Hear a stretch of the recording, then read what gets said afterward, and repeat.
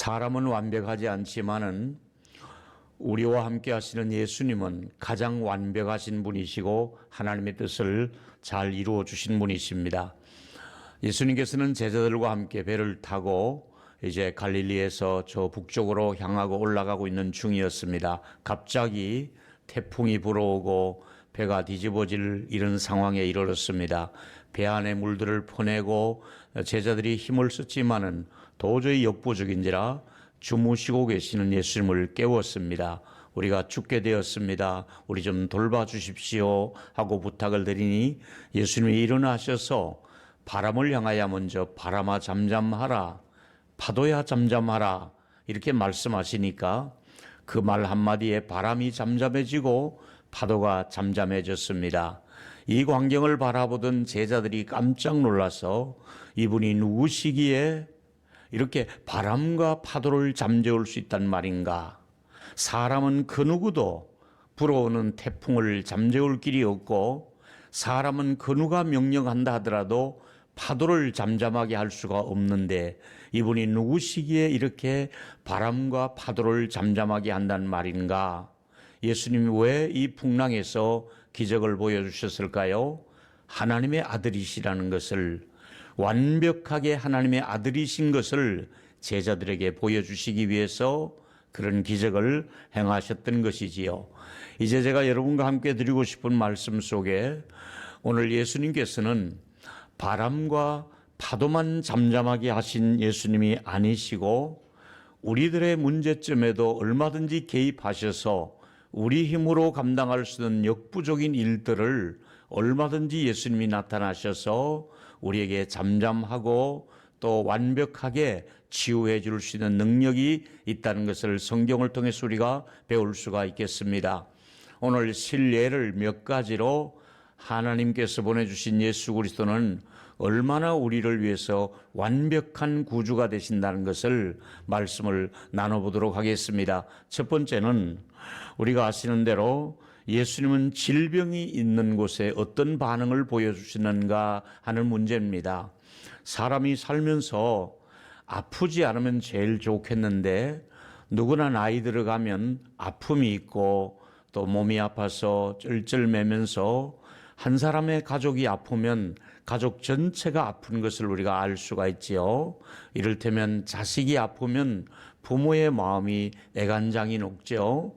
또 부모님이 아프셔서 중환자실에 계시면 자식들이 외출을 해도 마음이 편치 않지요. 마찬가지로 지금 우리 어르신들 가운데 또 이렇게 요양병원에 계신 분이 많이 계셔서 제가 늘 마음속에 잘 계시나 자주가 뵙지도 못하고 전화통화도 안 되고 참 궁금해할 때가 많이 있습니다.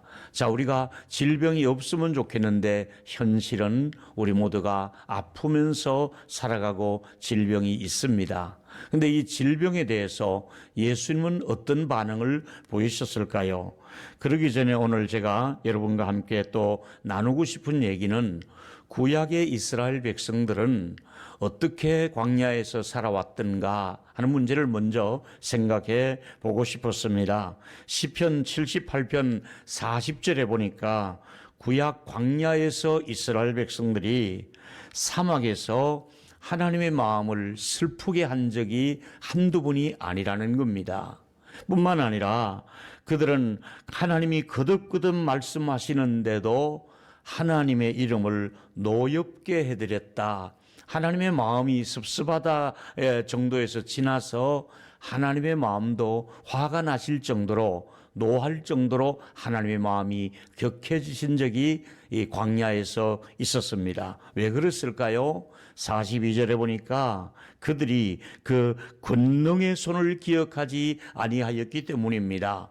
하나님의 능력의 손을 기억하지 않고 하나님의 보호하심과 공급하심과 또 구름 기둥 불 기둥 반석에서 샘이 솟아나게 하시며 만나와 메추라기를 먹여주시며 아말렉 족속들을 이기게 해주시며 이 모든 보호의 과정을 하나님을 기억지도 아니하시기 때문에 하나님께서는 많이 속상해 하시는 모습을 볼 수가 있습니다. 구약 이스라엘 백성들의 이 모습은 바로 우리들의 모습입니다. 내 모습이 어떤가? 하나님이 거듭거듭 은혜를 주시면서도 있음에도 불구하고 하나님이 주신 은혜를 섭섭하게 생각할 정도로 하나님 앞에 우리가 기억하지도 않고 하나님이 하신 일을 잊어버리고 하나님이 내게 주신 그 모든 가정을 잊어버리고 오히려 하나님을 노엽게 해드리는 우리들의 모습이 아닌가 생각합니다. 예수님은 십자가에서 죽음이라고 하는 쓴 잔을 마시면서 내가 받을 저주를 담당하시면서 죽으셨습니다. 너희는 나의 이 죽음을 기억하라.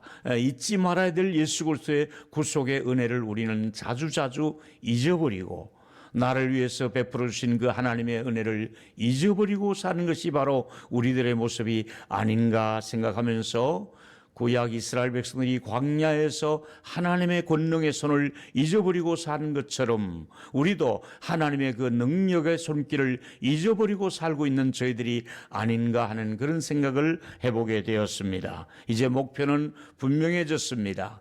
하나님이 어떤 분이시며 하나님은 이제 어제 지난주일 말씀대로 나의 아버지가 되신다고 말씀을 드렸고 우리는 예수 그리스도를 닮아가는 사람이기 때문에 오늘 성경에도 보면 빌립보 2장 5절에 너희들은 이 마음을 가지고 살았으면 좋겠다. 곧 그리스도 예수의 마음이라고 말씀하고 있습니다. 예수님을 믿은 지 오래됐는데 예수님의 마음을 너무 닮아가지 않습니다. 예수님하고는 거리가 멀게 살아가더라 이 말이지요. 그래서 너희들이 예수의 마음을 품고 살았으면 좋겠다고 말씀하고 있습니다. 예수님은 어떤 분이십니까? 2000년 전에 이 땅에 오신 예수님은 많은 환자들을 만날 때마다 고쳐주셨습니다. 그런데 오늘 우리들은 어떻습니까? 일단 병이 나면 처음에는 약국을 가다가 그 다음에는 동네 병원을 찾아가고 그 다음에 또 큰 대학병원을 찾아갑니다. 당연히 그러셔야겠지요.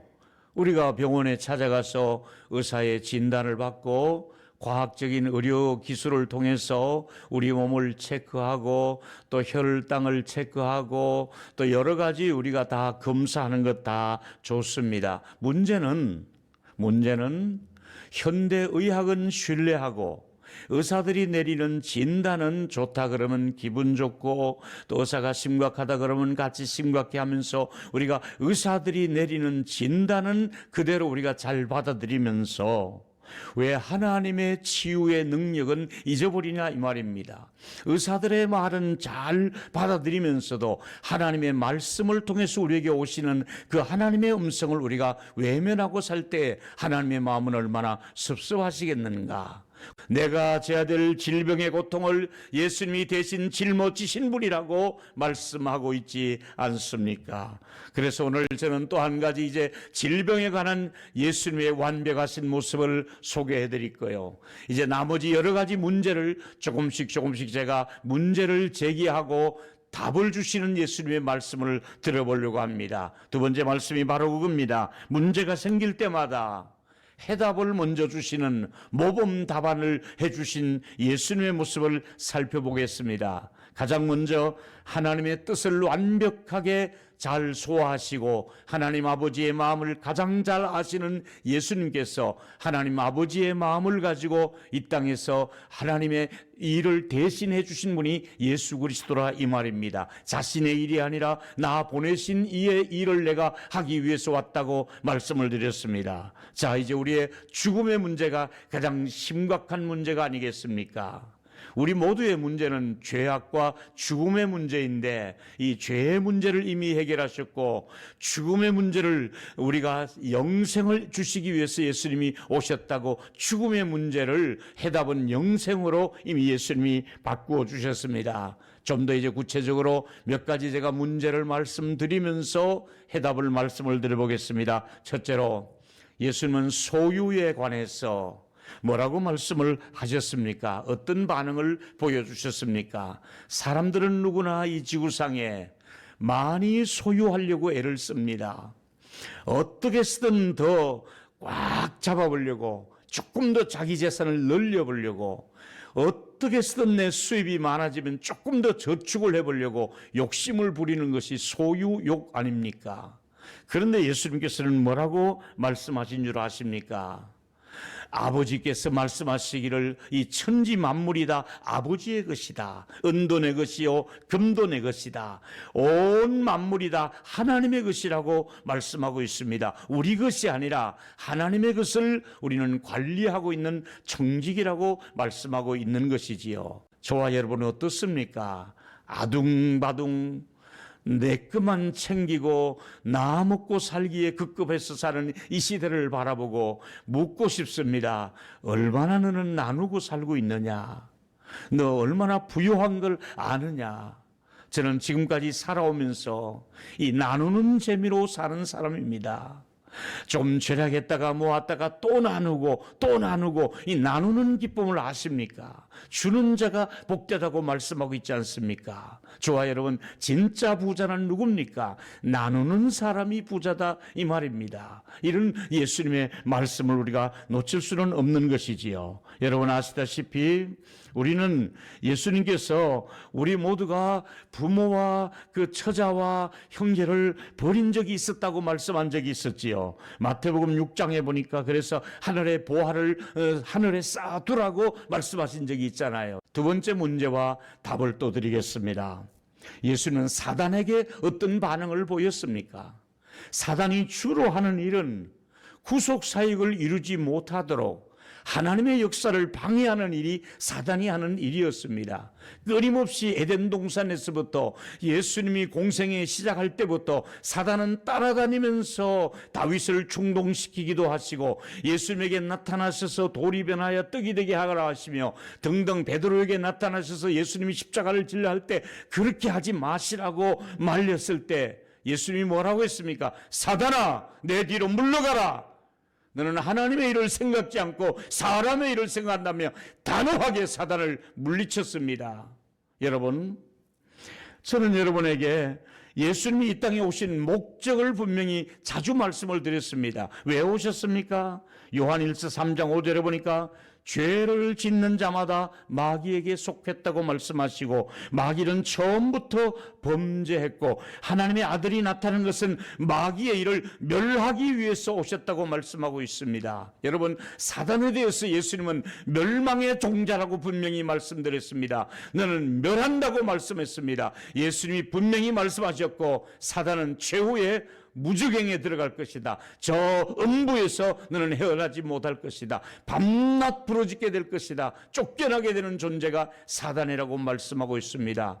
우리 주변에 지금 얼마나 많은 사단이 자기 무대인 양 활동을 하고 있습니까? 우리 예수 그리스도의 이름으로 담대하게 모든 어두움의 세력들을 물리칠 수 있는 저와 여러분에게 영적인 담력이 있게 되기를 주의 이름으로 축원하겠습니다. 우리는 예수 이름으로 예수님이 어떻게 하시며 답을 이미 주고 있지 않습니까? 세 번째, 종교 지도자들에게는 예수님이 어떤 반응을 보이셨습니까? 이때 당시 종교 지도자들이 문제가 많았습니다. 뭐가 문제였습니까? 예를 들면 대제사장들과 바리새인들에게 예수님이 화 있을진저 왜 그랬습니까? 한 번은 예수님이 성전에 올라가 보니까 성전 뜰 앞에다가 동전을 바꾸는 사람들, 성전에 세를 내는 게 있는데 그 세를 내는 돈을 바꾸는데 폭리를 취하고 바꿉니다. 비둘기를 파는 사람, 양을 파는 사람들이 있었습니다. 멀리서 제사드리러 올 때는 끌고 올 수 없으니까 성전 뜰 앞에 와서 양과 비둘기를 사기도 하고 성전 세를 이렇게 바꾸는데 폭리를 취했습니다. 그들이 왜 폭리를 취했을까요? 자리세. 그 자리를 이렇게 배당을 해주면서 대제사장들과 거기에 종사하는 사람들이 코미션을 먹는 거지요. 뒷거래를 하는 것입니다. 그 자리를 내어준과 동시에 그렇게 비싸게 팔아서 그 다음에 얼마간의 이익을 챙겨서 제사장에게 상납을 하고 이렇게 드리다 보니까 얼마나 하나님의 기도하는 만민의 집을 찾아오는 사람들에게 이것이 얼마나 못된 짓을 하느냐입니다. 그래서 화 있을진저, 그래서 비둘기와 그 양 파는 사람들을 채찍으로 치시면서 내어 쫓으며 내 집을 강도의 굴혈로 만들지 말라, 내 집은 만민의 기도하는 집이라 이렇게 말씀하시며 내쫓았습니다. 왜 그랬습니까? 종교라는 이름으로, 저들이 하나님의 이름으로 저들의 배를 채우지 말라 이 말입니다. 저들이 자기의 유익을 위해 사는 종교 지도자가 되어서는 안 된다 이 말입니다. 오히려 솔직하게 주님에게 찾아와서 겸허하게 물으며 또 이렇게 문의하면 주님이 따뜻하게 대해주시며 진리를 가르쳐 주시지 않습니까? 니고데모에게는 거듭남의 비밀을 가르쳐 주지 않았습니까? 이렇게 예수님은 당시 종교 지도자들을 많이 책망하신 이유가 자기 배를 채우는데 급급했기 때문에 책망할 수밖에 없었던 것이지요. 또 하나 문제를 한번 드려보겠습니다. 예수님이 죄인들에게는 어떤 반응을 보였습니까? 당시에 죄인들은 사람 취급을 하지도 않았습니다. 세리, 장녀 등등. 그런데 예수님께서는 이들과 같이 생활하시지는 않았지만은 그들의 친구가 되어 주셨습니다. 예수님은 죄인처럼 살지는 않았습니다. 사는 방향은 그들과 같이 살지 않았지만은 그들을 가까이 하는 친구로서 예수님이 함께 교제하며 식사를 했던 것이지요. 바리새인들이 예수님께서 죄인들과 함께 식사하는 모습을 보시면서 너희 선생은 어디 밥 먹을 사람이 없어서 저 창녀했던 사람과 저 세리의 집에서 밥을 먹느냐 이렇게 비아냥거리고 있을 때에 예수님이 뭐라고 말씀합니까? 마가복음 2장 17절에 예수님이 그 말을 들었습니다. 그 다음에 뭐라고 말씀하고 있습니까? 건강한 자에게는 의원이 쓸데없다. 병든 자에게 의사가 필요한 것처럼 나는 의인을 부르는 곳이 아니라 죄인을 부르러 왔다고 말씀하고 있지 않습니까? 그렇습니다. 예수님은 답이 나와 있습니다. 죄는 짓지 말라고 말씀하시면서도 죄인을 벌하지 않고 나는 죄인을 위해서 왔다고 말씀하시며 죄인의 친구가 되어주지 않았습니까? 우리는 어떻습니까? 죄지은 사람을 바라보고 비난하면서 친구 되지 않으려고 하는데 예수님은 답을 주셨습니다. 죄인들에게도 네가 가서 친구가 되어 주어라. 하나님의 가족이 되게 하라. 이것이 예수님이 우리에게 준 모범 답안이 아니겠습니까? 하나 더 말씀을 드리면 정부에 대해서 예수님은 어떤 반응을 보였습니까? 정부. 예수님 당시의 정부는 로마였습니다. 또 이스라엘은 로마의 식민지로서 속국이었습니다. 당시는 로마가 전 세계를 지배했을 때의 일입니다. 이제 문제는 세금 문제가 나왔을 때에 예수님이 뭐라고 답을 주셨습니까? 세금 문제. 마가복음 12장 17절에 보니까 예수께서 말씀하시기를 가이사의 것은 가이사에게, 가이사를 인정했습니다. 가이사가 세금을 거둘 때는 국가의 방위나 또 국민을 보호하기 위해서 세금이 필요하니까 세금을 필요할 때는 드리라고 하는데 그 다음 말을 놓쳐서 안 됩니다. 하나님의 것은 하나님께. 우리는 두 가지 의무가 있습니다. 가이사에 관한 법이 있고 하나님에 관한 법이 있습니다. 지금은 우리가 대한민국 사람으로서 대한민국의 법이 있습니다. 인정합니다. 또 따라가야 됩니다. 그런가 하면 우리는 또 크리스찬들에게는 하나님의 법이 또 있습니다. 우리는 가이사의 법은 중요한데 하나님의 법이 무시되고 있지는 않은가? 하나님의 일을 무시하고 있지는 않은가? 우리는 지금은 언론을 통해서 일반인들은 가이사의 법만 얘기하고 있습니다. 우리에게는 또 하나의 법이 있다는 것을 놓쳐서는 안 됩니다. 하나님의 법이 있습니다. 베드로가 이런 문제가 있었지요. 너희들 도저히 예수의 이름으로 모이지도 말고 말하지도 말라. 예수 살아났다는 말 하지 말라. 관에서 이렇게 얘기합니다. 베드로가 뭐라고 합니까? 내가 너희들의 말을 들어야겠느냐? 내가 하나님의 말을 들어야겠느냐? 내가 너희들의 말을 듣는 사람의 종이 아니냐? 나는 하나님의 종으로서 어떻게 예수의 말을 전하지 않을 수가 있겠느냐 하면서 담대하게 오히려 초대교회 비박을 받으며 십자가에 거꾸로 달릴 정도가 되어도 하나님의 복음을 전해서 이 복음이 우리에게까지 오지 않았습니까? 여러분, 이 시대가 가이사의 말도 필요하고 가이사가 몫이 있고 가이사에게 드릴 것이 있는 거 우리가 의무적으로 해야 됩니다. 그러나 하나님이 원하시는 것은 무엇일까? 하나님이 이 방역 시대에 무엇을 원하실까? 하나님이 정말 우리의 예배가 무너지기를 원하실까? 아닙니다. 어떤 어려움이 있어도 하나님 앞에 우리가 해야 될 일은 해야 되는 것이 하나님이 우리에게 원하시는 방향이 아니겠습니까?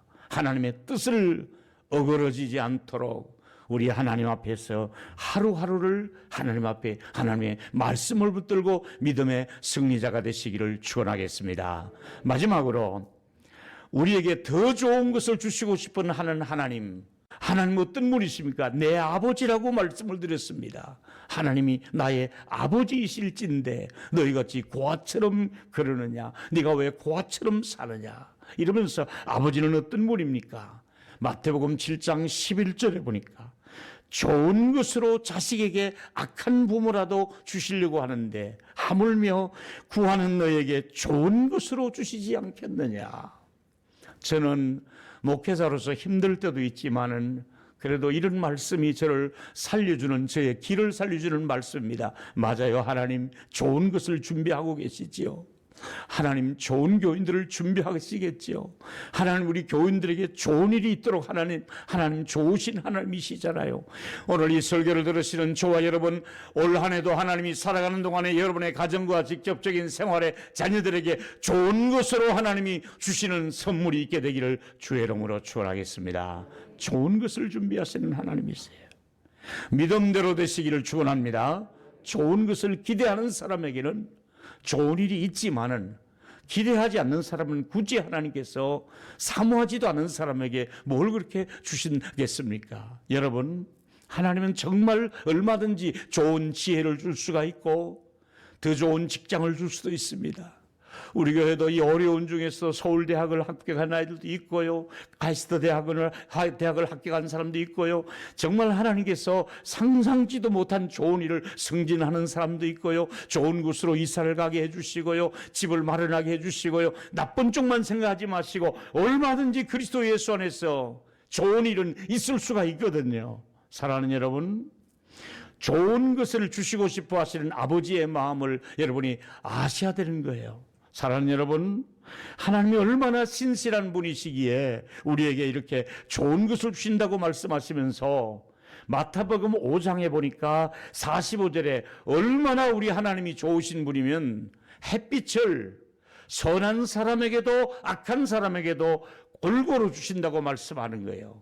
비를 내려주실 때도 착한 사람의 밭에는 비를 내려주시고 악한 사람에게는 비 한 방울 안 주시는 하나님이 아니라 선인과 악인에게도 골고루 햇빛과 비를 주신다고 말씀하시며 뭘 말해주고 있습니까? 하나님은 믿는 저와 여러분도 사랑하시지만은 믿지 않는 분들도, 믿지 않는 기업에도, 믿지 않는 모든 사장님들에게도, 믿지 않는 모든 사람들에게도 하나님이 똑같이 햇빛과 비를 주시듯이 골고루 혜택을 주시며 살아가게 하는 것이 이 세상의 일반 은총에 속한 영역이잖아요.